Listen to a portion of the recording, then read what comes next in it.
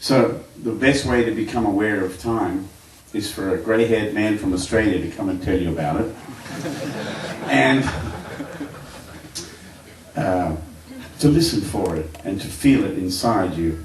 When I'm playing a song, when I break off into single line melody, the time remains the same, the time stays there, because in my mind I'm hearing it, I'm feeling it with my body, and I'm steadying it. So I'll just give you an example. Say if I was playing a shuffle like this.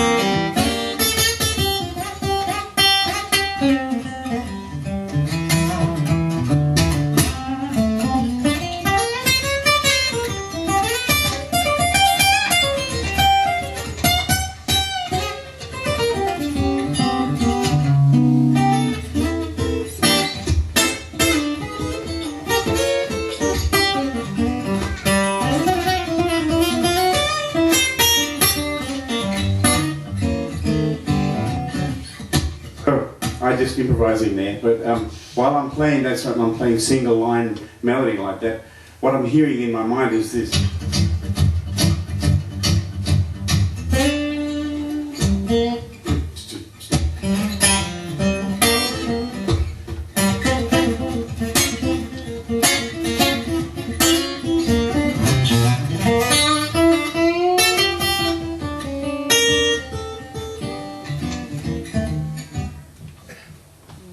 Tapping my foot. I'm feeling the time with my mind and my body. It's all around me and it's in the music as well. So feeling the time and feeling the groove is so important. And one of the best ways that you can find out what your time is like is record yourself and listen back. And actually that's one of the best things that any musician can do, because a lot of us spend so much time playing and trying to learn songs and everything that a lot of times we don't even know what we sound like. We're so busy trying to play. And you know, if you're at a stage where you're struggling to get through a song without making mistakes because you really want to play this song well, then you don't really have a clue how you sound. So what you need to do is to record yourself and listen back to it and get another perspective. That's what you need. Then you'll soon find out. It'll be right there in front of you. And you don't need, by the way, let me tell you, the world is full of people who are full of opinions, and you don't need their opinions.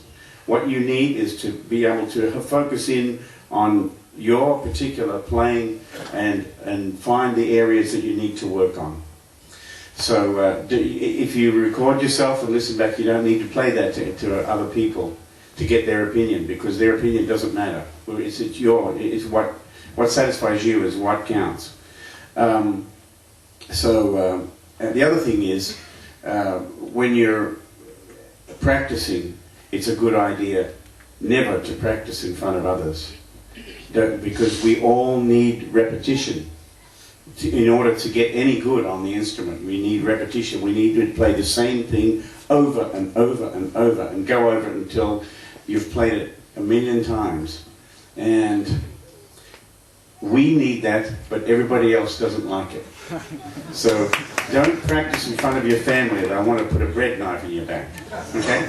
So go to your room or go somewhere where you can be not disturbed and do your practice. Record yourself and listen back. And ask yourself, what is my sound like? Do I have a tone? Am I rushing, or does it sound smooth? All these things. And if you record yourself, it's a wonderful way to really help you improve without having to go to a teacher for a length of time. You can become your own kind of teacher. When people ask me about what should they do to become better guitar players, one of the best things is learning songs. You can buy a book that has modes and scales and things like that. I don't really profess to know a lot about them because I know no theory, but I know what to play just because I've learned a lot of songs and learned a lot about the guitar. And learning new songs all the time is what's going to keep you improving and keep you interested. You find if you take a young person and say, okay, I want you to play a G major scale and then a G minor scale, and now I want you to learn that for next week, they'll be bored with that in 5 minutes. You can give them the scale, but give them a song to learn as well. You want to hear music coming off the instrument. That's what you're looking for. So I always look for songs. It doesn't have to be difficult. It doesn't have to be a complicated song. It can be a simple song. I know when I heard Eric Clapton's Tears in Heaven, the whole world wanted to play that song. It's very simple.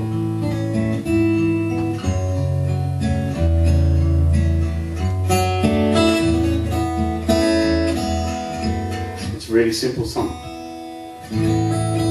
And but simple songs are not always easy to play. That's the thing. But it's a beautiful melody, and there are lots of great songs out there that you can learn. Does anybody have any question at this time? Yes, sir. Yeah, I do play nylon. Yeah, but I don't carry one on the road. These are my 3 guitars that I carry on the road. I have many more guitars because I learned very early in my life that you can never have too many guitars. So these are my 3 main guitars. I also use them in my recording of my albums. This guitar here, the one on the right, with this really marked up, that's the guitar I used on the album with Chet Atkins. And Chet loved that guitar. In fact, when I stayed with him and his wife, we always left that guitar in the kitchen on a stand so we could both play it whenever we wanted to. This guitar here is, I'll plug that in and play something on it for you. These are all Maton guitars made in Australia, like I am. They're from my hometown of Melbourne. And this is my little amplifier. It's called an AER. It's a German amp.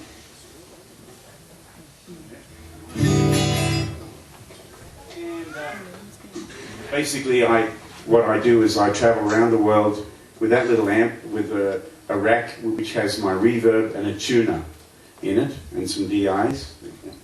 And that's it. 3 guitars, amp, and a little rack suitcase, and I'm off. And that's what I do. Yes, sir? On the YouTube, you can see you playing a fiddle medley. Yes. Where you're playing bass, Yes. chords, Yes. and beat at the same time. Yes. You only got one brain. Who said I had one?